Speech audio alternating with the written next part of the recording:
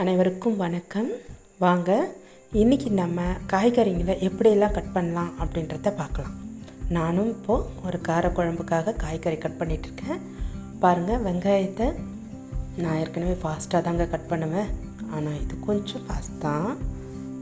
Okay, இது கருணக்கிழங்கை இப்படி தோல் எடுத்துகிட்டு தான் நம்ம கட் பண்ணணும். பொரியலுக்கு, வறுவலுக்கு, குழம்புக்கு எப்படின்றதுக்கு ஏற்ற மாதிரி நம்ம கட் பண்ணிக்கலாம். இது நான் காரக்குழம்புக்காக டைமண்ட் ஷேப்பில் ஸ்கொயராக கட் பண்ணி வச்சுருக்கிட்டுருக்கேன்.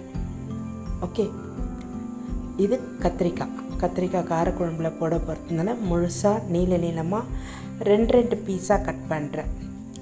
இந்த மாதிரி கட் பண்ணும்போது நல்லா வேகும், பார்க்குறதுக்கு மீன் போல் இருக்கும்.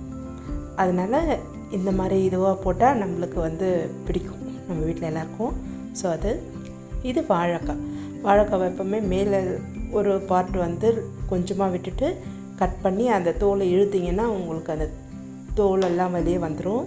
அதுக்கப்புறம் இந்த மாதிரி பீஸாக கட் பண்ணி போட்டுக்கலாம். இது கார குழம்புக்குன்றதுனால வறுவலுக்குன்னா ரவுண்ட் ஷேப் கூட பண்ணிக்குவேன், இல்லைன்னா பொடி மாசுனா பொடிசாக கட் பண்ணிக்குவேன். இது முள்ளங்கி எப்போவுமே இப்படி தோல் சீவிக்கணும். தோல் சீவிட்டு நீல வாக்கில் கட் பண்ணி நான் அது 2 பீஸாக கட் பண்ணி ரொம்ப மெலிசாக போட்டுட்ருக்கேங்க. இந்த மாதிரி கட் பண்ணும்போது சீக்கிரமாக நம்மளுக்கு வெந்து போயிடும். அதனால் நம்ம இப்படி சின்னதாக கட் பண்ணிக்கலாம். இதுக்கு அடுத்ததாக பச்சை மிளகாய். இது நான் குறுக்கு வாக்கில் இந்த மாதிரி கட் பண்ணால் சின்னதாக ரொம்ப நல்லாயிருக்கும்.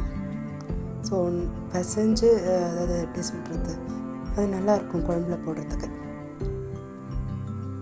தக்காளியை எப்போவுமே கட் பண்ணும்போது இந்த மாதிரி கட் பண்ணிங்கன்னா அந்த மேலே இருக்க விதை பாகத்தை மட்டும் நம்ம எடுத்து கீழே போட்டுக்கலாம்.